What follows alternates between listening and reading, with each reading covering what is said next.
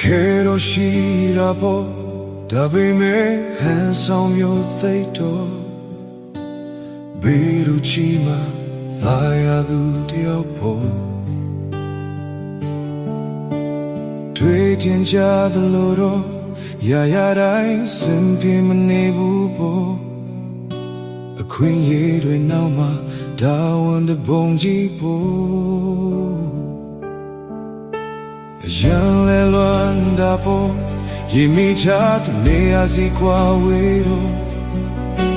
အချို့နေရာများဆိုတရားတပုံကြီးပေါ့အရေးတွေပေးခြင်းတော့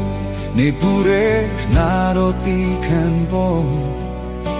အလင်းတွေပေးခြင်းကိုယ်တိုင်လောင်ကျွမ်းခံတော့